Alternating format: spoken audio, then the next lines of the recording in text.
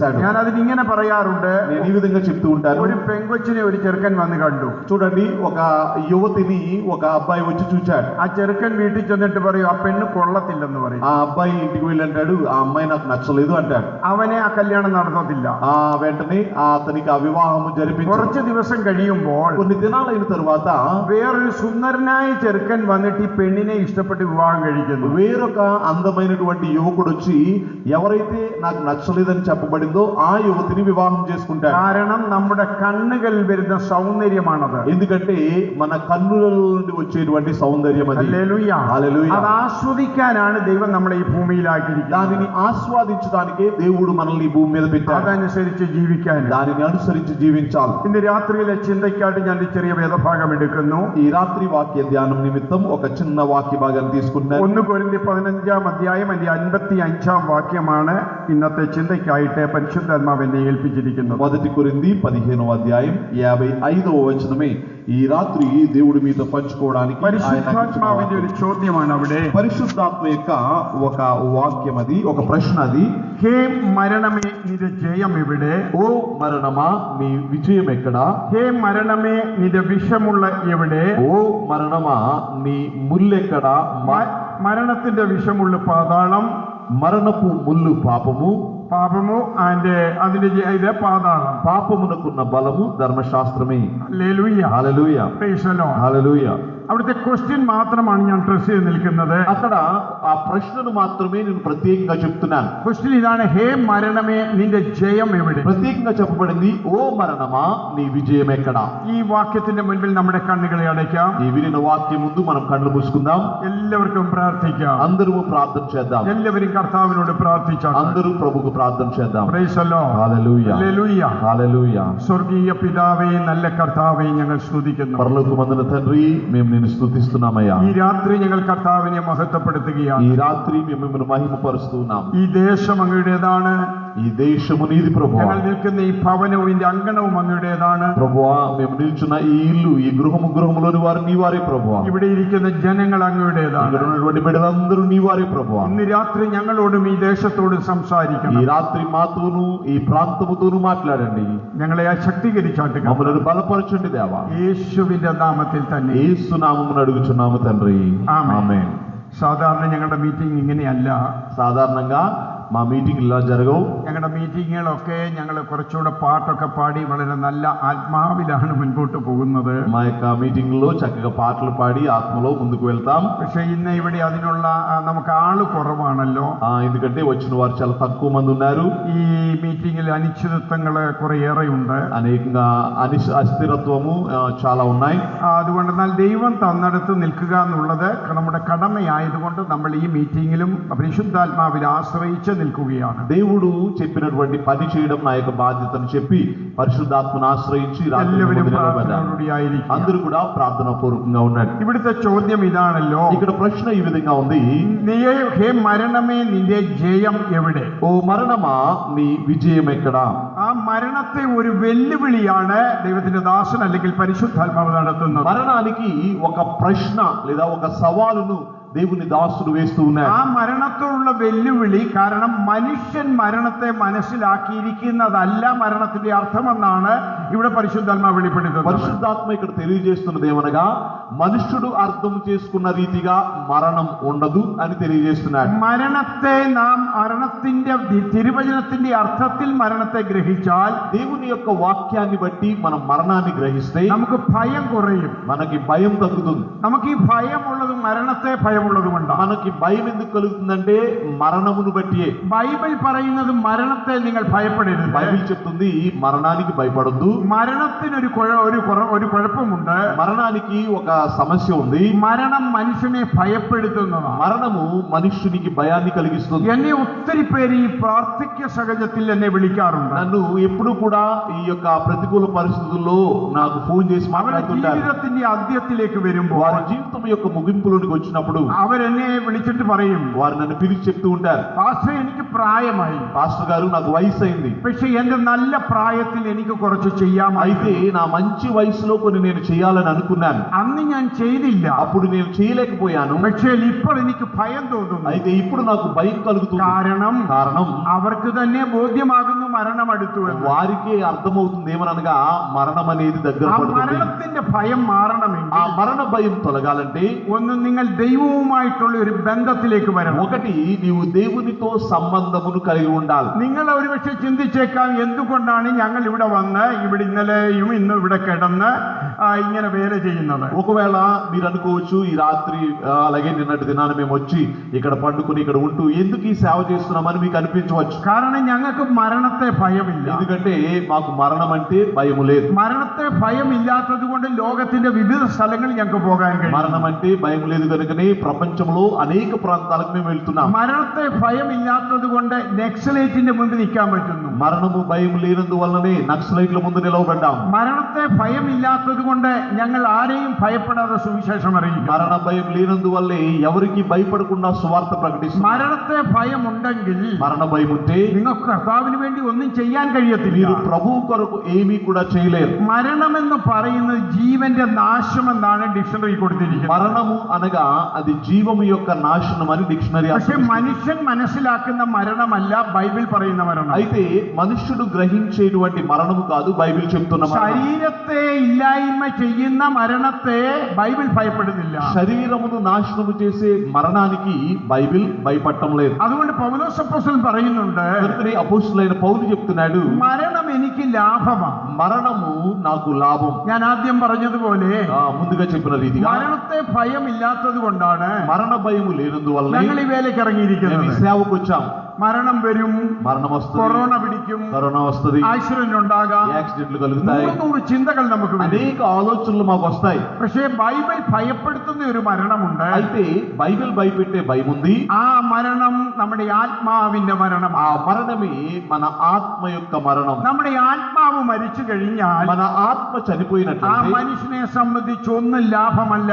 ఆ మనుషునికి సంబంధించి ఏ లాభము ఉండదు. ഇവിടെ നാം എത്ര കോടി കെട്ടിപ്പടുത്താലും ఇక్కడ ఎన్ని కోట్లు రూపాయలు మనం എന്തെല്ലാം സമ്പാദിച്ചാലും ఎన్ని సంపాదించినా അത് ഈ ലോകം കൊണ്ട് അവസാനിക്കുകയില്ല. అది ఈ లోకంలోనే ముగించబడుతుంది. ഇവിടെ നിങ്ങളുടെ ഈ ഗ്രാമത്തിൽ തന്നെ ఈ നോക്കിക്കാട്ടെ, గ్రామంలోనే మీరు చూడండి, ഇവിടെ ലക്ഷാധിപതികൾ ജീവിച്ചിട്ടുണ്ട്. ఇక్కడ లక్షాధికారులు ഈ జీవించారు. ലോകത്തിൽ പേരുണ്ടായി അല്ലെങ്കിൽ ഈ ഗ്രാമത്തിൽ പേരുണ്ടാക്കിയവരുണ്ട്. ఒకవేళ ఈ గ్రామంలో పేరు పొందిన వారు ఉండొచ్చు. പക്ഷേ അവരെല്ലാം മരിച്ചു കഴിഞ്ഞാൽ అయితే వారందరూ చనిపోతే കുറെ കാലത്തേക്ക് ആ ഗ്രാമത്തിൽ പറയും. ఆ గ్రామంలో చనిపోయిన కొద్ది దినాలు వారి గురించి ഒരു చెప్పుకుంటారు. 10-20 വർഷം കഴിയുമ്പോൾ ఒక 10-20 సంవత్సరాలు അവരെ గడిచేసరికి പിന്നെ ఆരും ഓർക്കത്തില്ല. వారిని గురించి ఎవరు జ్ఞాపకం എന്റെ చేసుకోరు. ഫാദർ నా తండ్రి മാർത്തോമാ സഭ എന്ന് പറയുന്ന സഭയുടെ മദ്യനിരോധനത്തിന്റെ സെക്രട്ടറി ആയിരുന്നു. మార్తోమా అనేటువంటి సంఘంలో ఈ యొక్క మద్యాన్ని నిరోధించేటువంటి వ్యక్తిగా ఉండేవాడు. അതിന്റെ സെക്രട്ടറി దానికి సెక్రటరీగా ఉండేవాడు. ഹല്ലേലൂയ. హల్లెలూయా. പഞ്ചായത്തിന്റെ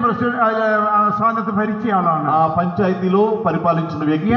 എന്റെ ഫാദറിന്റെ കാലത്ത് నా తండ్రి కాలంలో എന്റെ നാട്ടുകാരെല്ലാം എന്റെ ഫാദറിന്റെ പേരിലാണ് ഞങ്ങൾ അറിയപ്പെട്ടത്. మా ప్రాంతంలో మా నాన్నగారి పేరు ద్వారానే మేము ഞങ്ങളെ పిలువబడేవారు. കാണുമ്പോൾ നാട്ടുകാർ പറയുമായിരുന്നു, మమ్మల్ని పిలిచినప్పుడు మా ప్రాంతపు వారు అనేవారు, പ്രിയം ജോർജ് സാറിന്റെ മക്കളാ. ప్రియం జోర్జ్ సార్ పిల్లలు అనేవారు. പക്ഷേ എന്റെ ഫാദർ മരിച്ചിട്ട് ഇപ്പോ ഒരു 20 വർഷമായി. అయితే మా తండ్రి గారు చనిపోయి 20 సంవత్సరాలు అవుతుంది. ഇപ്പോ ഒരൊറ്റ കുഞ്ഞ് ഞങ്ങളുടെ നാട്ടിൽ PM ജോർജിനെ കുറിച്ച് പറയുന്നില്ല. ఇప్పుడు ఎవ్వరూ కూడా మా తండ్రి గారి పేరుతో మమ్మల్ని పిలవరు. കാരണം അടുത്ത തലമുറയ്ക്ക് അത് അറിയത്തില്ല. ఎందుకంటే తర్వాత తరానికి అది తెలియదు. ഞാൻ പറഞ്ഞു വരുന്നൊരു സാരം, నేను చెప్తూ వస్తున్న ഇവിടെ సారాంశం, ഇരിക്കുന്ന ദൈവമക്കളെ, ఇక్కడ వింటున్న దేవుని బిడ్డలారా, ദേശനിവാസികളെ, దేశ నివాసులారా, നിങ്ങൾ എന്തെല്ലാം പേരുണ്ടാക്കിയാലും, మీకు ఎంత పేరు వచ్చినా, എത്ര ഡിഗ്രി നിങ്ങൾക്കുണ്ടായാലും, ఎన్ని డిగ్రీలు సంపాదించినా, എത്ര PhD എടുത്താലും ఎన్ని PhDలు పొందుకున్నా നിങ്ങൾ മരിക്കും. మీరు చనిపోతారు. പക്ഷെ മരിച്ചു കഴിഞ്ഞാൽ అయితే చనిపోయిన తరువాత പിന്നെ നിങ്ങളെ ആരും ഓർക്കത്തില്ല. తరువాత మిమ్మల్ని ఎవ్వరు జ్ఞాపకం അത് చేసుకోరు. മനസ്സിലാക്കിക്കൊണ്ടാണ് అది గ్రహించి ഞങ്ങളെപ്പോലുള്ള ഒരു വേലക്കിറങ്ങിയത്. మా వంటి వారు సేవకు ഞാൻ బయలుదేరారు. ഒന്ന് രണ്ട് കാര്യം ഈ ഗ്രാമത്തോട് പറയാം. ఒకటి రెండు విషయాలు ఈ గ్రామంతో ഞാൻ చెప్తాను. സെൻട്രൽ PWDയിൽ ജോലി ചെയ്തൊരു മനുഷ്യനാണ്. నేను సెంట్రల్ PWDలో పనిచేసిన వ్యక్తి. ആസാമിലും അരുണാചലിലും ഞങ്ങൾ വേല ചെയ്തതാ. అస్సాంలో అలాగే అరుణాచల్ ప్రదేశ్ రాష్ట్రాల్లో మేము పనిచేసాం. അരുണാചൽ പ്രദേശിന്റെ ക്യാപിറ്റലിൽ പണിയാൻ തുടക്കമിട്ടത് ഞങ്ങൾ കുറച്ചുപേര് കൂടി. అరుణాచల్ ప్రదేశ్ యొక్క రాజధాని నిర్మించడంలో ప్రారంభించింది మేము, మాతో ఉన్నటువంటి ఒక టీం. അതിനുശേഷം ഞാൻ ഒരു വിദേശ രാജ്യത്ത് പോയി. దాని తరువాత నేను విదేశాలకు వెళ్ళాను. അവിടെ ഒരു എഡ്യൂക്കേഷൻ ഡിപ്പാർട്ട്മെന്റിൽ ജോലി ചെയ്ത് 20 വർഷം. అక్కడ 20 సంవత్సరాలు ఎడ్యుకేషన్ డిపార్ట్మెంట్ లో పనిచేశాను.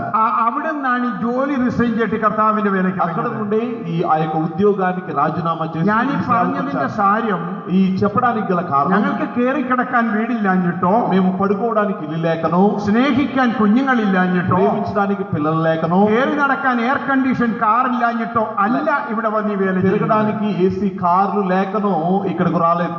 ഒറ്റ കാര്യമേ ഉള്ളൂ. ఒకే ఒక విషయం, ഞങ്ങൾക്ക് മരണത്തിൽ നിന്നും ഭയം നീക്കി തന്ന കർത്താവിനെ സ്തുതിക്കണം. మరణము నుండి మరణ భయమును తొలగించినటువంటి ఆ ప్రభువుని మేము స్తుతించాలి. കാരണം ഈ ശരീരത്തെ നശിപ്പിക്കുന്നതിന് ഞങ്ങൾക്ക് പ്രശ്നമില്ല. ఎందుకంటే ఈ శరీరాన్ని నాశనం చేస్తే మాకు పెద్ద సమస్య లేదు. ദേഹം നശിപ്പിക്കുന്നവരെ ഞങ്ങൾക്ക് പ്രശ്നമില്ല. శరీరమును పాడు చేయు, శరీరాన్ని మరణానికి అప్పగించే వారికి విషయంలో మాకు భయం లేదు. ഈ ആന്ധ്ര തെലങ്കാനയിൽ, ఆంధ్ర తెలంగాణ ప్రాంతాల్లో നിങ്ങൾ കേട്ടിട്ടില്ലാത്ത അനേക ഗ്രാമങ്ങൾ ഞങ്ങൾ പോയിട്ടുണ്ട്. మీరు ఎప్పుడు విననటువంటి అనేక గ్రామాలకు మేము వెళ్ళాం. 5-6 വർഷം മുൻപ് 5-6 సంవత్సరాల క్రితం നാഗാർജുന സാഗർ ഡാമിന്റെ സൈഡിൽ കൂടിയുള്ള റോഡ്, నాగార్జున సాగర్ డ్యామ్ ప్రక్క నుండి ఉన్నటువంటి మార్గంలో രാത്രി 10 മണിക്ക് రాత్రి 10 గంటలకు ഞങ്ങൾക്ക് మറ്റൊരു വാഹനത്തിൽ ఇది ఇంతకు ముందు ఉన్నటువంటి వాహనంలో 40 കിലോമീറ്റർ കല്ലുകൾ മാത്രമുള്ള റോഡ് ഞാൻ പോയി. 40 కిలోమీటర్ల కేవలం రాళ్లు వేసి ఉన్నటువంటి ఆ రోడ్డు మీద మేము ప్రయాణించాం. ഒരു മലമണ്ടയിലായിരുന്നു മീറ്റിംഗ്. ఆ మీటింగ్ ఏమో కొండ మీద పెట్టారు.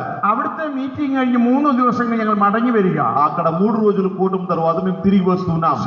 സത്തനപ്പള്ളി എന്ന് പറയുന്ന ഗ്രാമത്തിൽ വന്നു. సత్తెనపల్లి అనే గ్రామానికి వచ్చాం. രാത്രി 2 മണിയായി. రాత్రి 2 అయింది. ഞങ്ങൾ വാഹനം ഓടിച്ച് ഓൺഗോളിലേക്ക് പോവുകയാണ്. మేము వాహనాన్ని నడుపుకుంటూ ఒంగోలుకు వెళ్తున్నాం. ഓൺഗോളിലേക്ക് പോകുന്ന വഴിയിൽ സത്തനപ്പള്ളിയിൽ വെച്ച് ఒంగోలుకు వెళ్తున్న మార్గంలో సత్తెనపల్లిలో വഴി ബ്ലോക്കാണ്. రోడ్డు బ్లాక్ అయింది. അനേകരെ അവിടെ വാഹനങ്ങൾ കിടക്കുക. అనేక వాహనాలు అక్కడ ఉన్నాయి. ഞങ്ങൾക്ക് രാവിലെ ഓൺഗോളിൽ എത്തണം. మేము ఉదయకాలమే ఒంగోలుకు చేరుకోవాలి. അതിനുവേണ്ടി വാഹനം ഇങ്ങനെ ഞങ്ങൾ വിട്ടുപോകുക.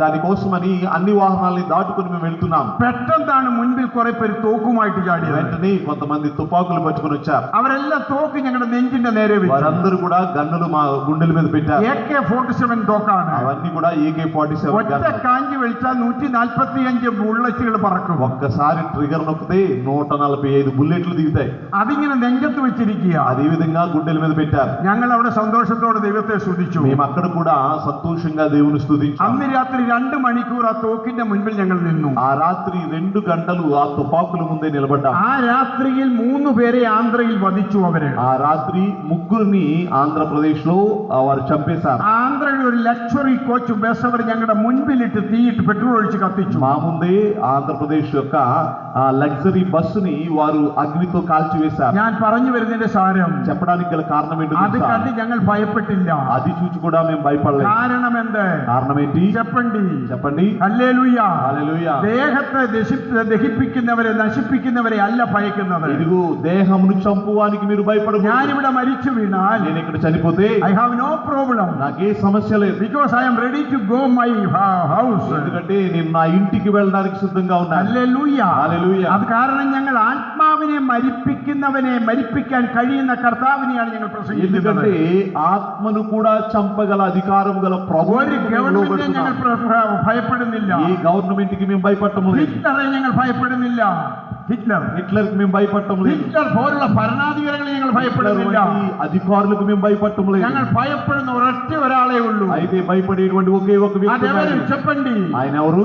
ഹല്ലേലൂയ. హల్లెలూయా. ഞങ്ങളുടെ പിതാവാൻ ദൈവം. మా తండ్రి అయిన దేవుడే. ഞാൻ നിങ്ങളോടൊരു കാര്യം പറയാം. నేను ఒక విషయాన్ని చెప్తా. ഹല്ലേലൂയ. హల్లెలూయా. നമ്മൾ ഈ കാര്യമൊക്കെ ചോദിക്കുമ്പോഴേ ఈ ప్రశ్నలను అడుగుతున్నప్పుడు ഇങ്ങനൊന്നും ഇരിക്കല്ലേ. ఇలా కూర్చోకూడదు. ഹല്ലേലൂയ. హల్లెలూయా. ഇങ്ങനൊന്നും അല്ല വെക്കേണ്ടത്.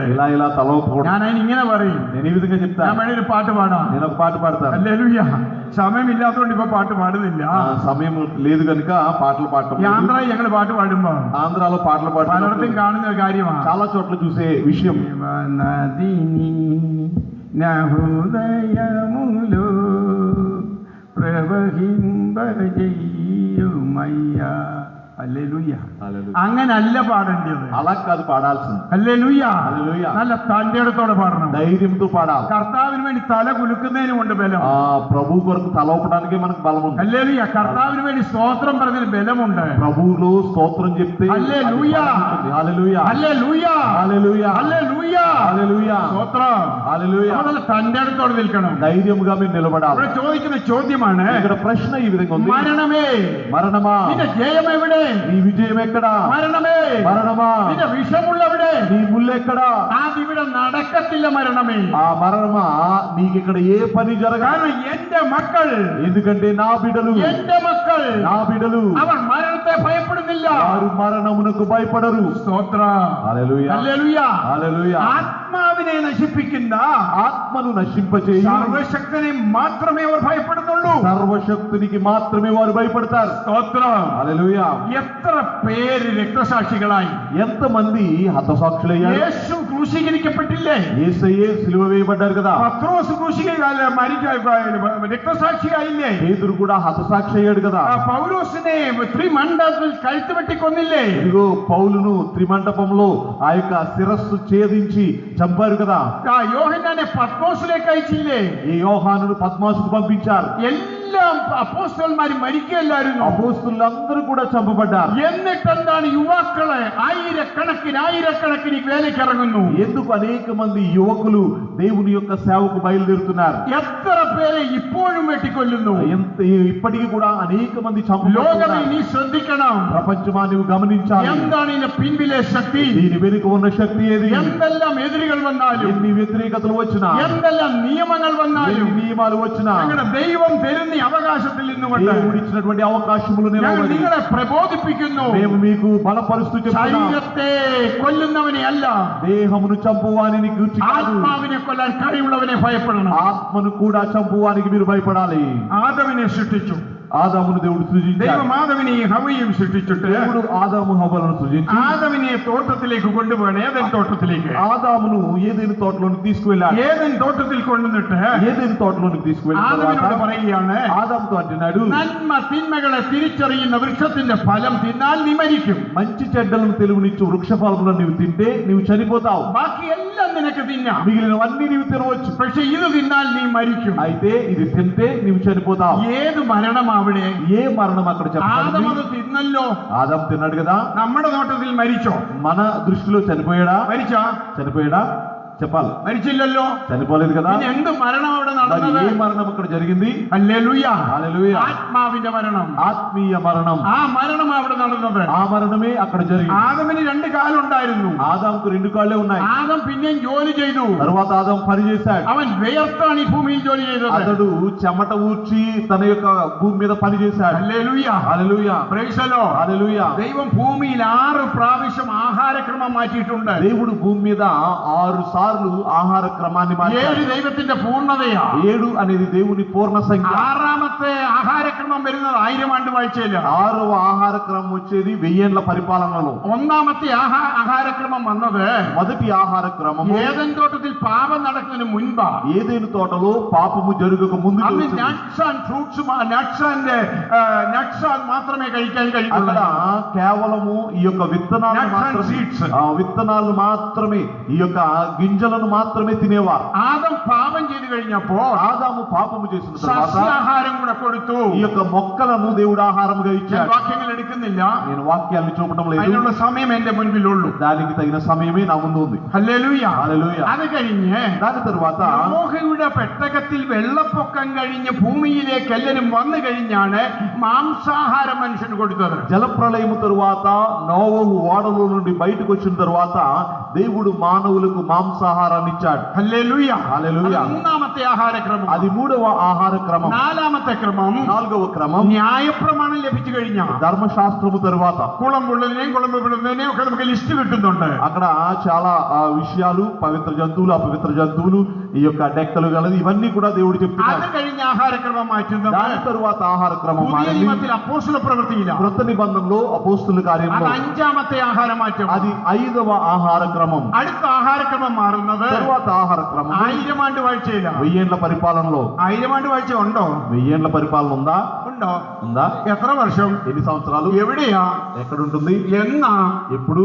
ആരാ അവിടെ? നമ്മുടെ ഡ്യൂട്ടി എന്താ? మన యొక్క బాధ్యత ఏంటి? അന്നത്തെ ആഹാരം എന്തുവാ? అప్పటి ఆహార క్రమం ఏంటి? പശുവിന്റെ ആഹാരം എന്തുവാ? పశువుల యొక్క ఆహారం ఏంటి? പശുവിന്റെ കൊണ്ട് പറയാം, എരുമയുടെയും പശുവിന്റെയും പറയാം. ఆ యొక్క పశువులు గేదెలు ఉన్నవారు తెలుసు. പാറ്റിപ്പെറുക്കി ഉപ്പ് ചേർത്തതല്ലാതെ അവിടെ കഴിക്കത്തില്ല. అనగా అవి తినే ఆహారానికి ఉప్పు వేయకుండా అవి తినవు. അതാണ് ആഹാരക്രമം മൃഗങ്ങളുടേത്. అది మా జంతువుల యొక్క ఆహార അത് క్రమం. 6ാമത്തെ ആഹാരക്രമമാണ്. అది 6వ ఆహార క్రమం. എന്നാൽ 7ാമത്തേതിന് വേറെ മർമ്മമുണ്ട്. అయితే 7వది ఒక మర్మం ఉంది. അത് നിത്യതയിലേക്ക് വരുമ്പോഴാണ്. అది నిత్యతలోనికి അത് వచ్చినప్పుడు ആത്മനിറവിലുള്ള ആത്മാവിന്റെ ആഹാരമാണ്. అది ఆత్మ నింపుదలతో కూడిన ఆత్మీయ ఆహారం. അപ്പൊ 7 എന്ന് പറഞ്ഞ ദൈവത്തിന്റെ പൂർണ്ണതയുടെ സംഖ്യ. 7 అనగా దేవుని యొక్క పూర్ణత సంఖ్య. 1 ദൈവത്തിന്റെ സംഖ്യ, 1 దేవుని సంఖ్య, 2 ക്രിസ്തുവിന്റെ സംഖ്യ, 2 క్రీస్తు యొక్క సంఖ్య, 3 ത്രിത്വ ദൈവത്തിന്റെ സംഖ്യ, 3 త్రిత్వ దేవుని సంఖ్య, 4 ലോകത്തിന്റെ സംഖ്യ, 4 లోకము యొక్క సంఖ్య, 5 കൃപയുടെ സംഖ്യ, 5 కృప యొక్క సంఖ్య, 6 മനുഷ്യന്റെ സംഖ്യ, 6 మనుషుని సంఖ్య, എന്റെ ദൈവത്തിന്റെ പൂർണ്ണ ഇടപെടലിന്റെ സംഖ്യയാണ് 7. 7 దేవుని యొక్క సంపూర్ణ సంఖ్య, మాట్లాడు సంఖ్య, 8 പുതിയ തുടക്കത്തിന്റെ സംഖ്യ, 8 నూతన ప్రారంభం యొక్క సంఖ్య, 9 ന്യായവിധിയുടെ സംഖ്യ, 9 తీర్పు సంఖ్య, 10 మనిషిനെ ഏൽപ്പിക്കുന്ന ജോലിയുടെ പൂർണ്ണതയുടെ സംഖ്യ. 10 మనుషునికి అప్పగింపబడిన పని యొక్క పూర్ణత సంఖ్య. അതിന്റെ അർത്ഥം വേണമെന്ന് പറയാം. దాని యొక్క అర్థం కావాలంటే చెప్తాను. 10 ക്രമപൂർണ്ണതയുടെ സംഖ്യ. క్రమ పూర్ణత సంఖ్య. ഇവിടെ ഒരു മീറ്റിംഗ് അറേഞ്ച് ചെയ്യാൻ ദൈവം നമ്മളെ ഏൽപ്പിച്ചു. ఇక్కడ ఒక మీటింగ్ నిర్వహించడానికి దేవుడు మనకు అప్పగించాడు. Chandrasekhar, hallelujah, Abraham pastor, Abraham pastor గారు, ഇവിടെ ശലോമി, సహోదరి సలోమి, നമ്മളെല്ലാം എന്തേൽപ്പിച്ചു? మనందరికి దేవుడు ఏం అప్పగించాడు? ഈ ദേശത്തോട് സുവിശേഷം അറിയിക്കാൻ, ఈ ప్రాంతంలో సువార్త ప్రకటించాలి, നല്ലതറിയിക്കാൻ, అందరికి చెప్పాలి. അത് പൂർണ്ണയിൽ എത്തിക്കേണ്ട ഡ്യൂട്ടി ആർക്കാന്നറിയാമോ? అది సంపూర్ణంగా నిర్వహించాల్సిన బాధ్యత ఎవరిదో తెలుసా? നമ്മക്കാ. మనకి. ഹല്ലേലൂയ. హల్లెలూయా. അതുകൊണ്ടാണ് ഇന്ന് രാത്രി 15 പേർക്ക് വേണ്ടി 19 പേർക്ക് വേണ്ടി ഞാൻ ഈ സൗണ്ട് സിസ്റ്റം വെച്ചത്. కనుకనే ఇక్కడ కూడుకున్నటువంటి 19 మంది కోసమైనా సరే ఈ సౌండ్ నేను పెట్టాను. അതിനു വേണ്ടിയാണ് ഞാൻ ഈ സൗണ്ട് സിസ്റ്റം എല്ലാം ഇവിടെ അറേഞ്ച് ചെയ്തത്. దాని కొరకే ఈ సౌండ్ సిస్టమ్ అంతా నేను అరేంజ్ చేశాను. കാരണം ഇതിന്റെ കുറവ് ദൈവം എന്നോട് ചോദിക്കും. ఎందుకంటే ఇక్కడ ఏదైనా లోపం జరిగితే దీన్ని బట్టి దేవుడు నన్ను ప్రశ్న అడుగుతాడు. ദൈവം ഏൽപ്പിക്കും. ఎందుకంటే మనుషుడు కొన్నింటిని దేవుడు സാമ്പാർ വെക്കാൻ ഏൽപ്പിക്കും. దేవుడు మనుషునికి కొన్ని అప్పగిస్తాడు. సాంబార్ పెట్టాలని చెప్తాడు, ഏൽപ്പിക്കും. కట్టెలు చీల్చమని చెప్తాడు, തർജ്ജിമ ഏൽപ്പിക്കും. తర్జుమాని అప్పగిస్తాడు, ലൈറ്റ് കെട്ടാൻ ഏൽപ്പിക്കും. లైట్ కట్టమని ఆజ్ఞాపిస్తాడు, സൗണ്ട് സിസ്റ്റം ഏൽപ്പിക്കും. సౌండ్ సిస్టమ్ అప్పగిస్తాడు, ഇവിടെ തൂത്തു വാരാൻ ഏൽപ്പിക്കും. ఇక్కడ తొడవడానికి బాధ్యత అప్పగిస్తాడు. അതൊക്കെ എല്ലാരും കൂടെ ചെയ്യുമ്പോഴാണ് అవన్నీ అందరూ చేసినప్పుడే 10ന്റെ అర్థం വെളിവാകുന്നത്. 10 యొక్క పూర్ణత బయలుపరచబడుతుంది. ഹല്ലേലൂയ. హల్లెలూయా. അപ്പോൾ ദൈവം కనుక దేవుడు 6 പ്രാവശ്യം ആഹാരക്രമം മാറ്റി. 6 సార్లు ఆహార నియమాన్ని మార్చాడు. ഞാൻ ഏദൻ തോട്ടം പറഞ്ഞുകൊണ്ട് അത് പറഞ്ഞത്. నేను ఏదేను తోటను గురించి చెప్తున్నాను. അവിടെ ദൈവം ചോദിക്കുന്നു, అక్కడ దేవుడు అడుగుతున్నాడు, ദൈവം പറയുന്നു, దేవుడు చెప్తున్నాడు, നീ ഇത് കഴിച്ചാൽ നീ മരിക്കും. నీవు దీనిని తినని ఎడల నీవు చనిపోతావు. ഹല്ലേലൂയ. హల్లెలూయా. ആദവും ഹവ്വയും അത് കഴിച്ചു. ఆదాము హవ్వల తిన్నారు. മനുഷ്യ ലോകമേ, നീ കാണുന്ന പോലെ മരണം അല്ല ഇവിടെ നടന്നത്. మానవుడా, లోకమా, నీవు చూసినట్లుగా అక్కడ మరణము జరగలేదు. അവിടെ ആത്മീക മരണമാണ് നടന്നത്. అయితే అక్కడ వారి ఆత్మీయ మరణం జరిగింది. സങ്കീർത്തനം 94:17 కీర్తనలు 94:17 చూస్తే, എന്റെ പ്രാണൻ മൗനവാസം ചെയ്യുന്നു. నా ప్రాణము మౌనముగా నివాసం చేస్తుంది. 115:17 115:17 కీర్తనలో, മരിച്ചവരും മൗനതയിൽ ഇറങ്ങിയവർ ആരും ദൈവത്തെ സ്തുതിക്കുന്നില്ല. మరణములోనికి దిగువారును మృతులను ఎవరును నిన్ను స్తుతింపరు. 115:17 തന്നെ 115:17లోనే, നാം ഇന്നു മുതൽ എന്നേക്കും യഹോവയെ സ്തുതിക്കും. ఇది మొదలుకొని నిరంతరము మనం యెహోవాను సన్నిధించదము. హల్లెలూయా. హల్లెలూయా. സഭാപ്രസംഗിൽ പറയുന്നു, ప్రసంగి గ్రంథంలో రాయబడింది 9:5 9వ అధ్యాయం 5వ వచనం, മരിച്ചവർ ഒന്നും അറിയുന്നില്ല. మరణమైన మృతి నొందిన వారు ఏమీ ఎరుగరు. ഹല്ലേലൂയ. హల్లెలూయా. കാരണം ആത്മമരണം നടന്നവർക്ക് ఆత్మమరణం జరిగిన వారికి രണ്ടാമത്തെ മരണം വരുന്ന ശരീരത്തിന്റെ മരണം. రెండవ మరణం జరుగుతున్నది శరీర మరణం. പക്ഷേ ആത്മമരണം ഇല്ലാത്തവർക്ക്, అయితే ആത്മമరణం లేని ഈ వారికి ശരീരം മാറ്റപ്പെടും. ఈ శరీరము నాశనం అవుతుంది. പക്ഷെങ്കിൽ നാം ഇവിടെ പ്രത്യാശയിലായി. అయితే తరువాత మనము ఆశతో నిలబడతాం. హల్లెలూయా. ഒരു വാക്യം കൂടി നിങ്ങളെ കാണിക്കാം. మరి ఒక వాక్య భాగాన్ని మీకు చూపిస్తాను. തെസ്സലോനി 4-ാം അധ്യായം അതിന്റെ 13-ാം വാക്യം. 2వ తెస్సలోనికైలకు 4వ అధ్యాయం 13వ వచనం. మొదటి తెస్సలోనికైలకు 4వ అధ్యాయం 13వ వచనం. తెస్సలోనికైలకు మొదటి పత్రిక 4వ అధ్యాయం 13వ వచనం. సహోదరులారా, సహోదరులారా, నిరీక్షణ లేని ఇతరుల వలె ఆ. మీరు దుఃఖపడకుండా నిమిత్తం ఆ. నిద్రించుచున్న వారిని గురించి మీకు తెలియకుండా നിങ്ങൾ പ്രത്യാശയില്ലാത്ത പോലെ ആകരുത്. మీరు నిరీక్షణ లేని వారి వలె ఉండకూడదు. മരണത്തെ മുന്നിൽ പറഞ്ഞിട്ടാണ് പൗലോസ് അപ്പോസ്തലൻ പറയുന്നു, మరణము గురించి చెప్తూ పౌలు అంటున్నాడు, ഇത് മരണമല്ല. ఇది మరణము కాదు. നിങ്ങൾ ഈ പറയുന്നത് ഒരു మరణമല്ല, మీరు చెప్పేది మరణము కాదు, നിങ്ങൾ പറയുന്നത് നിദ്രയാണ്. మీరు చెప్పేది నిద్ర. ദൈവമക്കളെ, దేవుని బిడ్డలారా, ഹല്ലേലൂയ, హల్లెలూయా, നമുക്കൊക്കെ ഉള്ളത് మనకున్నవి praise the Lord, ഹല്ലേലൂയ, ഹല്ലേലൂയ, മരണമല്ല, మరణము కాదు, നിദ്രയാണ്. మనకున్నది నిద్రయే. ഹല്ലേലൂയ. హల్లెలూయ. ഞാൻ മരിക്കുമ്പോൾ നിങ്ങൾ ഇവിടെ ഇപ്പം ഒരാൾ മരിച്ചു, చూడండి, ఇక్కడ చూడాలి. నేను చెప్పాను కదా ముందే, మీ శ్రద్ధ మనుషులే നിങ്ങൾ కదా. എന്ത് പറയും? ఆ. ഹല്ലേലൂയ, ഞാൻ മരിച്ചു. చూడండి, ఒకవేళ నేను చనిపోయాను అనుకోండి, നിങ്ങൾ എന്ത് പറയും? మీరేమంటారు? పాస్టర్ గారు పాస్టర్ గారు చనిపోయారు. ఎక్కడ పోయి? ఎక్కడికి పోయారు? చెప్పండి, ఎక్కడ పోయి? ఎక్కడికి పోయారు? హల్లెలూయా, పోయి. చనిపోయారు. That means my body is here, అనగా నా దేహం ఇక్కడే ఉంటుంది. Pastor is not here. అయితే పాస్టర్ గారు ఇక్కడ లేరు. Who is pastor? A pastor గారు? ఎవరు పాస్టర్ ఇదల్ల. పాస్టర్ గారు ఇది కాదు. పాస్టర్ ఇది అగత్త. పాస్టర్ గారు దీనిలో ఉంటారు. అబ్రహాం పాస్టర్ ఇదల్ల. అబ్రహాం పాస్టర్ గారు అనగా ఆయన కాదు. పాస్టర్ అగత్తరు అబ్రహాం. ఆయనలో ఇంకొక అబ్రహాం పాస్టర్ గారు ఉంటారు. కరెక్టా? కరెక్టేనండి. కరెక్టా? కరెక్టేనా? നമ്മൾക്കിത് അറിയാം. మనకది తెలుసు. അങ്ങനെയെങ്കിൽ ఆ విధంగా ఉంటే മരിച്ചു കഴിയുമ്പോ എന്തിനാണ് കരയുന്നേ? చనిపోతే ఎందుకు ఏడవాలి? ഞാൻ മരിച്ചു, నేను చనిపోయాను. ഹല്ലേലൂയ. ചിലപ്പോൾ കരുണാകരൻ ഭാഷ കരഞ്ഞെന്നിരിക്കട്ടെ. ఒకవేళ కరుణాకర్ పాస్టర్ గారు ఏడవచ్చు. കരുണാകരൻ ഭാഷ തന്നെ പറയുന്നു, కరుణాకర్ పాస్టర్ గారు చెప్తారు, ഇത് മരണമല്ല, ఇది మరణము కాదు. കാരണം പാസ്റ്റർ ചനിപ്പോയി. ఎందుకంటే పాస్టర్ గారు చనిపోయారు. ഹല്ലേലൂയ. హల్లెలూయా. എവിടെയോ പോയി. ఎక్కడికో వెళ్ళిపోయారు. ഇവിടെ കിടക്കുന്നതോ ఇక్కడ ఉండేది ബോഡി ഒളി, శరీరం మాత్రమే. ശരീരം മാത്രമേ. శరీరం మాత్రమే. You are agreeing that. దానికి మీరు అంగీకరిస్తున్నారు. എന്നിട്ടെന്തിനാ പിന്നെ തന്നെ താടിച്ചു മതി കരയുന്നേ? మరెందుకు గుండెలు బాదుకుంటూ ఏడుస్తున్నారు? കാരണം നിങ്ങൾ പറയുന്ന നിങ്ങൾ വിശ്വസിക്കുന്നില്ല. ఎందుకంటే మీరు చెప్తున్నది మీరు నమ్మటం లేదు. നിങ്ങൾ വിശ്വസിച്ചാൽ നിങ്ങൾ കരയത്തില്ല. మీరు విశ్వసిస్తే మీరు ఏడవరు. കാരണം ബൈബിൾ പറയുന്നു, ఎందుకంటే బైబిల్ చెప్తుంది, മരണത്തെ ഭയപ്പെടരുത്. మరణమునకు భయపడకూడదు. മരണം ഒരു പ്രശ്നമേ അല്ല. మరణం అనేది ఒక సమస్యే కాదు. ഒറ്റ മരണത്തിലാണ് പ്രയാസപ്പെടേണ്ടത്. ఒక్క మరణమును గురించి మనం బాధపడాలి. ഏത് മരണം? ఏ మరణం అది? చెప్పండి, చెప్పండి. ഏത് മരണം? ఏ మరణం అది? ആത്മമരണം. ఆత్మ మరణం గురించి భయపడాలి. ഹല്ലേലൂയ. హల్లెలూయా. അതാണ് പരിശുദ്ധാത്മാവ് ചോദിക്കുന്നത്. అదే పరిశుద్ధాత్ముడు అడుగుతున్నాడు. നിന്റെ ഹേ മരണമേ, ఓ మరణమా, നമ്മൾ പ്രത്യാശയുള്ളവരാകണം. ఇదిగో నీ ముళ్ళు ఎక్కడ అని అడుగుతున్నాడు. మనం నిరీక్షణ గల వారుగా ఉండాలి. ഇവിടെ പറയുന്നു, అక్కడ చెప్పబడుతుంది, നിങ്ങൾ പ്രത്യാശയുള്ളവരാകണം. మీరు నిరీక్షణ గల వారుగా ఉండాలి. ശേഷം മനുഷ്യരെ പോലെ ఇదిగో మిగిలిన మనుషుల వలె നിങ്ങൾ അലമുറയിടരുത്. మీరు దుఃఖపడకూడదు. നിങ്ങൾ ദുഃഖിക്കാതിരിക്കേണ്ടതിന് మీరు దుఃఖపడకుండానట్లు നിദ്ര കൊള്ളുന്നവരെ കുറിച്ച് నిద్రించిన వారిని గురించి അറിവില്ലാത്തവരാകരുത്. నీకు తెలియకుండా నాకు ఇష్టము లేదు. സ്തോത്രം. హల్లెలూయా. നമ്മൾ എന്താണ് ചെയ്യാൻ? മരണം എന്ന് പറഞ്ഞാൽ എന്താണ്? మరణం అనగా ఏంటి? ഒരു ഉറക്കമാണ്. కేవలం నిద్ర మాత్రమే. ഞാൻ മരിക്കും. నేను చనిపోతాను. എന്റെ കർത്താവ് വരാൻ അല്പം കൂടി താമസമുണ്ട്. ചിലപ്പോൾ ഞാൻ മരിച്ചെന്ന് വരും. ప్రభు రాకడ ఆలస్యమైతే నేను చనిపోవలసి వస్తుంది. പക്ഷെ ഞാൻ మరిച്ചാൽ అయితే నేను చనిపోతే എനിക്കൊരു പ്രത്യാശയുണ്ട്. నాకు ఒక నిరీక్షణ ఉంది. എനിക്ക് మరణമില്ല. నాకు మరణము లేదు. എന്റെ കർത്താവിന്റെ കാഹളം ധനിക്കുമ്പോ నా ప్రభు యొక్క బూర ഞാൻ మ్రోగినప్పుడు ഇവിടുന്ന് ഉയർത്തെഴുന്നേൽക്കും. నేను ఇక్కడ నుండి తిరిగి లేస్తాను. ഹല്ലേലൂയ. హల్లెలూయా. ദേശമേ, దేశమా, ഗ്രാമമേ, గ్రామమా, അങ്ങൊരു ఇస్లామాകാം, ఒకవేళ నీవు ముస్లిం కావచ్చు, അങ്ങനെ ഹിന്ദു വാത്സല്യ സഹോദരനാകാം, ఒకవేళ ప్రియ హిందూ సహోదరుడు కావచ్చు, ഒരു ക്രിസ്ത്യനാകാം. లేకపోతే నీవు క్రైస్తవుడు ഈ కావచ్చు. ദേശത്തോട് ഇന്ന് രാത്രി ഞങ്ങൾക്ക് വിളിച്ചു ఈ പറയാനുള്ളത്, గ్రామంతో ఈ రాత్రి నేను ప్రకటిస్తూ ఉన్నాను, മരണത്തെ അല്ല ഭയപ്പെടേണ്ടത്, మరణానికి భయపడవద్దు. നിങ്ങളുടെ ആത്മാവിനെ നശിപ്പിക്കുന്ന മരണത്തെയാണ്. నీ ఆత్మను చంపువానికి భయపడాలి. ആ പാപത്തെയാണ് ഭയപ്പെടേണ്ടത്. ఆ పాపానికి నీవు భయపడాలి. അതുകൊണ്ട് ഇവിടെ ആയിരിക്കുന്ന ദൈവമക്കളെ, మనకి ఇక్కడ ఉంటున్నటువంటి దేవుని బిడ్డలారా, ഈ ശബ്ദത്തിന്റെ റേഞ്ചിലായിരിക്കുന്നവരെ, ఈ స్వరము వింటున్న పరిధిలో ఉన్నటువంటి వాళ్ళారా, ഹല്ലേലൂയ, హల్లెలూయా, ദേഹത്തെ നശിപ്പിക്കുന്നവനെ അല്ല, దేశమును చంపువాని గురించి కాదు, ദേഹിയെ നശിപ്പിക്കുന്നവനെ, ఇదిగో ప్రాణం ఆత్మను చంపువాన్ని, പ്രൈസ് ദി ലോർഡ്, వానికి భయపడాలి. హల్లెలూయా.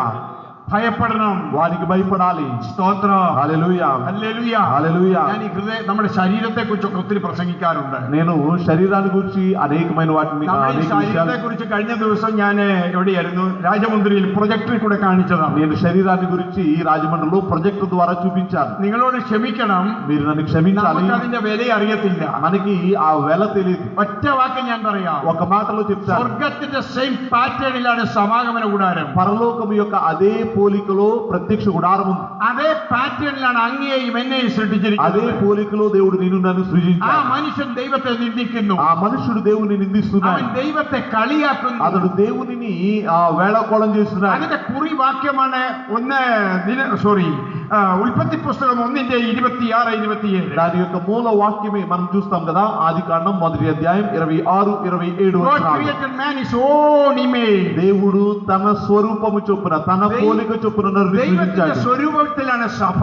దేవుని స్వరూపములో సంఘం ఉంది. അതേ സ്വരൂപത്തിലാണ് മനുഷ്യനെ സൃഷ്ടിച്ചിരിക്കുന്നത്. అదే స్వరూపములో దేవుడు మానవుని చేశాడు. ആ സ്വരൂപത്തെ കുറിച്ച് മനസ്സിലാക്കണമെങ്കിൽ ఆ స్వరూపాన్ని గురించి మీరు గ్రహించాలంటే 10, 50, 100 പേരൊന്നു കൂടെ, కనీసం ఒక 100 మంది అయినా మీరు కూడుకోవాలి. അല്ലെ ഒരു മീറ്റിംഗ് വെക്കാം, അല്ലെ ഒരു ബൈബിൾ ക്ലാസ് വെക്കാം. లేకపోతే ఒక చిన్న బైబిల్ క్లాస్ ഞാൻ పెట్టండి. പ്രൊജക്ടർ വെച്ച് കാണിച്ചു నేను തരാം. ప్రొజెక్ట్ ద్వారా మీకు ആരാ చూపిస్తాను. മനുഷ്യൻ?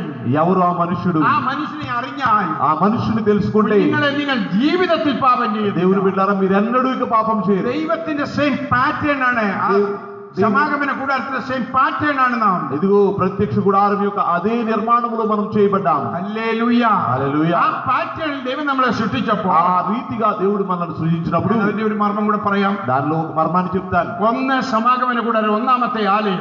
బైబిల్లో మొదటి ఆలయం ప్రత్యక్ష గుడారం, രണ്ടാമത്തെ ആലയം ശലോമോന്റെ దేవాలయం, రెండవ ఆలయం సొలొమోను దేవాలయం, മൂന്നാമത്തെ దేవాలయం సెరుబాబెలిന്റെ దేవాలయం, మూడవ దేవాలయం జెరుబ్బాబెలు దేవాలయం, നാലാമത്തെ దేవాలయం హేరోదామిന്റെ దేవాలయం, నాలుగవ దేవాలయం హేరోదు దేవాలయం, അഞ്ചാമത്തെ దేవాలయం చెప్పండి. ఐదవ దేవాలయం చెప్పాలి. చెప్పండి. ఎవరు?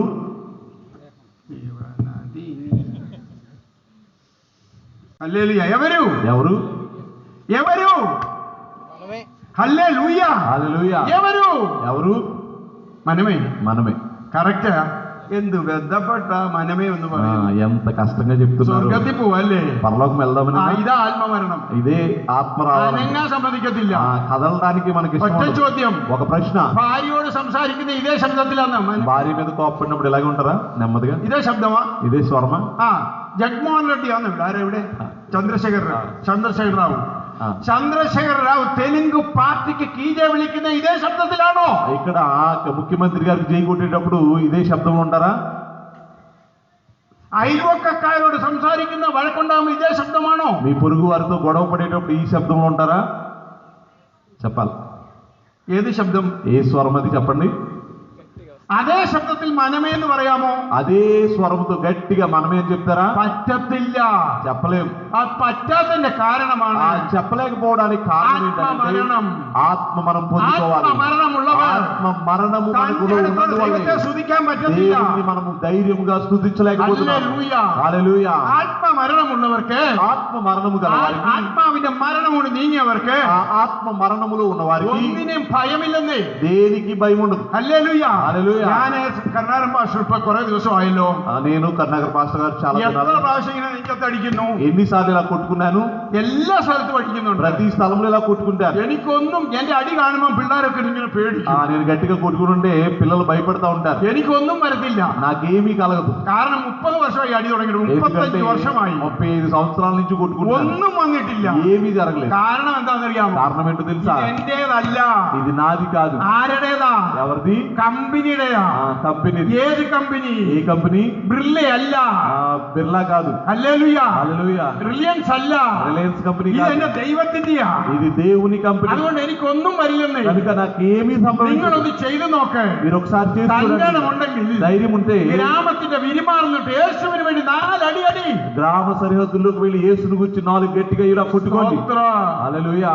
హల్లెలూయా. హల్లెలూయా. హల్లెలూయా. హల్లెలూయా. అది ഞങ്ങൾ കൈ അനക്കത്തില്ല പാസ്റ്ററെ. ఎంత చెప్పినా గానీ ഞങ്ങൾ കൈ ഇങ്ങനെ തന്നെ വെച്ചോളൂ. మేము ఇలాగే పెట్టుకుంటాం. ഞങ്ങളുടെ కై ഞങ്ങൾ അനക്കുകയില്ല. మా చేతిని ఆత్మమరణం. దీని అర్థం ఏంటంటే ఆత్మ మరణం మీలో జరిగింది. చెవి ఉండగిల్ కేల్కే. వినుటకు చెవి గలవాడు వినును గాక. భాగ్యమేరియదు. ఎందుకంటే మరణము భాగ్యకరమైనది. వెలిపాడు 14:13. ప్రకటన 14:13. మరణం లాభం. మరణము లాభం. ഫിലിപ്പിയ ലേഖനം 1:21. ఫిలిప్పీ 1:21. മരണം നിദ്ര. మరణం అనగా నిద్ర. 1 കൊരിന്ത്യർ 15:18. మొదటి కొరింథీ 15:18. മരണം പ്രത്യാശ. మరణము ఒక నిరీక్షణ. സങ്കീർത്തനം 14:41. కీర్తనలు 14:41. മരണം വിലയേറിയത്. మరణము విలువైనది. സങ്കീർത്തനം 116:15. కీర్తనలు 116:15. മരണം വിശ്രമമാണ്. మరణం అనగా విశ్రాంతి. ദാനിയേൽ 12:13. దానియేలు 12:13. ഹല്ലേലൂയ. హల్లెలూయా. ഞാൻ എന്റെ വാക്കുകളെ ചുരുക്കുകയാണ്. నేను నా యొక్క మాటలు ముగిస్తున్నాను. ഞാൻ ഒരു വാക്കൂടെ പറഞ്ഞ് ഒരു വാക്യം കൂടെ വായിപ്പിച്ച് 2 വാക്യങ്ങൾ പറഞ്ഞ് അവസാനിപ്പിക്കാം. 2 వాక్యాలు మీకు చూపించి నేను ముగించాలని ఆశపడుతున్నాను. Praise the Lord. హల్లెలూయా. ദൈവത്തിന്റെ ജനമേ, దేవుని జనాంగమా, വളരെ നമ്മൾ കർത്താവുമായിട്ട് ബന്ധപ്പെട്ട് നിൽക്കണം. ప్రభువుతో చాలా దగ్గరగా మనం నిలిచి ఉండాలి. ഞാൻ ആ വാക്യം വായിക്കാം. నేను ఆ వాక్యం చదువుతాను. യെശയ്യാവിന്റെ പുസ്തകം యెషయా గ్రంథం 33:13 വാക്യം. 13వ వచనం. ദൂരസ്ഥന്മാരെ. യെശയ്യാവ് 33:13. പ്ലീസ് ചതുവണ്ടി. നോബഡി ഈസ് ഹിയർ ടു ചതുവണ്ടി. దూరస్తులారా ఆలకించుడి, నేను చేసిన దాని చూడుడి. సమీపస్తులారా నా పరాక్రమమును తెలుసుకొనుడి.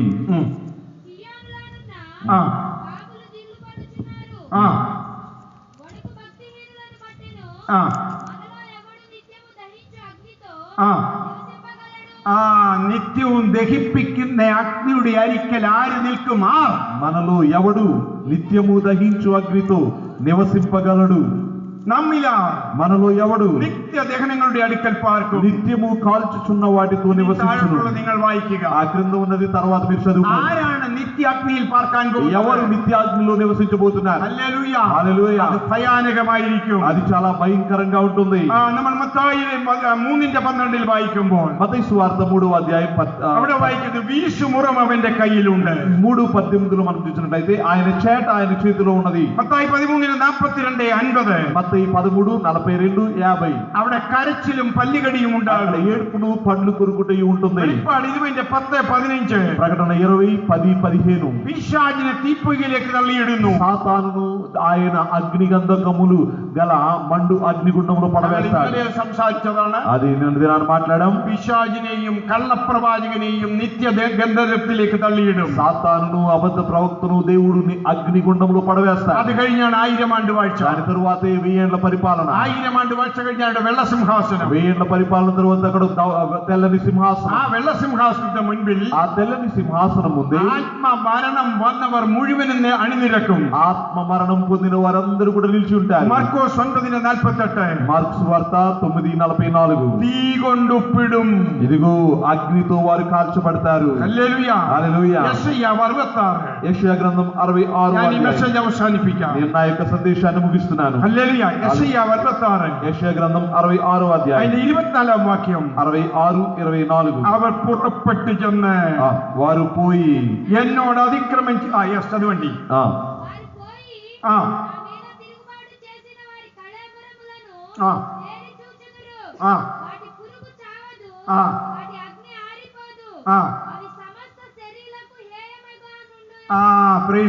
അവരുടെ പുഴു ചാകത്തില്ല. వాటి పురుగు చావదు. ഹല്ലേലൂയ. హల్లెలూయా. ദൈവമക്കളെ ക്ഷമിക്കണം. దేవుని బిడ్డలారా నన్ను ഞാൻ വേറെ క్షమించాలి. അത് പ്രൊജക്ട് വെച്ച് കാണിക്കാം. നരകം എന്താന്നുള്ളത് ప్రొజెక్టర్ ద్వారా మీకు చూపించగలను. నరకం అంటే ഭയപ്പെടും. మీరు భయపడిపోతారు. ഹല്ലേലൂയ. హల్లెలూయా. നരകത്തിലേക്കാ വിടുന്നത്. నరకములోనికే పంపిస్తారు. ఎవరిని?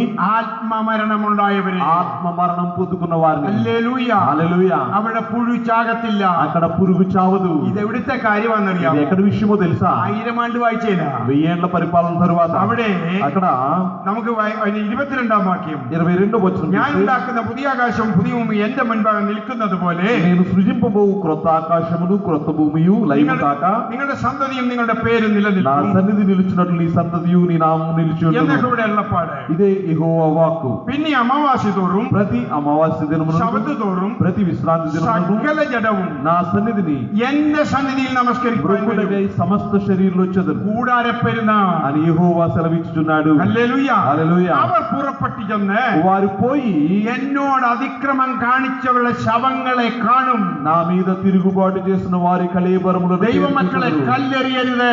దేవుని బిడ్డలను రాళ్లు వేయకూడదు. പ്രാർത്ഥിക്കുന്നവരെ ഉപദ്രവിക്കരുത്. ప్రార్థించు బాధించు వారిని హింసించకూడదు. അല്ല, വലിയ നിർബന്ധമാണ് അങ്ങ് ഉപദ്രവിച്ചു. ఇది ఒకవేళ మరీ బలవంతమైతే కావాలంటే പക്ഷേ ഞങ്ങളുടെ హింసించుకోండి. ബൈബിൾ വിളിച്ചു പറയുന്നു అయితే బైబిల్ చెప్తుంది അവരുടെ നാശത്തിലേക്കാണ്, అది వారి నాశనమునకే, അവര് നരകത്തിലാണ്, వారి నరకమునకే, അവരുടെ പുഴു ചാകത്തില്ല, వారి పురుగు చావదు, അവർ നിത്യദണ്ഡത്തിലാണ്. వారి నిత్య నరకానికి వెళ్ళిపోతారు. ഹല്ലേലൂയ. హల్లెలూయా. അതുകൊണ്ട് ഒറ്റ ചോദ്യം, మనకు ఒక ప్రశ్న, ആത്മമരണത്തിൽ നിന്നും ఆత్మ మరణము నుండి വിടിവിക്കാൻ കഴിയുന്ന విడిపించగలిగినటువంటి കർത്താവിനെ രക്ഷിതാവായി സ്വീകരിക്കണം. ప్రభువుని ఇప్పుడే రక్షకునిగా ആ స్వీకరించాలి. യേശുവിനെ അംഗീകരിക്കണം. ఆ యేసును అంగీకరించాలి. ലോകത്തിൽ ഒറ്റ ഒരു രക്ഷിതാവേ ഉള്ളൂ. లోకములో ఒకే ఒక రక్షకుడు ఉన్నాడు. ലോകത്തെ BC എന്നും AD എന്നും കീറിമുറിച്ച യേശു ക്രിസ്തു. లోకములో క్రీస్తు పూర్వం క్రీస్తు శకమని విభజించిన యేసుక్రీస్తు. ലോകത്തിൽ 4 സാമ്രാജ്യം വരുമെന്ന് പറഞ്ഞു. లోకములో 4 రాజ్యాలు ആ వస్తాయని దేవుడు 4 చెప్పాడు. സാമ്രാജ്യം ഇവിടെ വന്നു. ఆ 4 రాజ్యాలు వచ్చాయి. കന്യക ഗർഭിണിയായ ഒരു മകൻ ഉണ്ടാകുമെന്ന് പറഞ്ഞു. కన్యక గర్భవతి అయి కుమారుని కన్నని చెప్పాడు. BC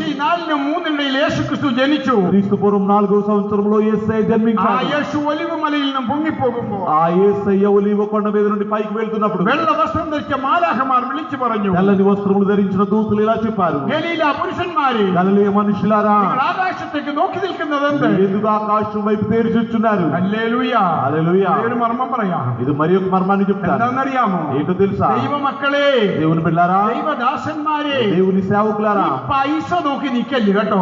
డబ్బులు చూచి మీరు చూడకూడదు. കർത്താവിന്റെ വേലയ്ക്ക് പൈസ മോഹിക്കരുത്. దేవుని సేవ కొరకు డబ్బులు ఆశించకూడదు. യേശു പൊങ്ങിപ്പോക, యేసయ్య పైకి వెళ్ళిపోతున్నాడు. പത്രോസും അന്ത്രയോസും യാക്കോബും യോഹന്നാനും നോക്കി നിൽക്കുക. పేతురు, ఆంద్రియ, యాకోబు, యోహాను ఇలా చూస్తున్నారు. അവരെ കണ്ണുകൾ മങ്ങി, వారి కన్నులు మూసుకుపోయారు. അവർ ഭയവിഹ്വലരായി, వారు భయకంపితులైపోయారు. അവർ തളർന്നു. వారు క్షీణించారు. കാരണം എന്താ? కారణం ఏంటి?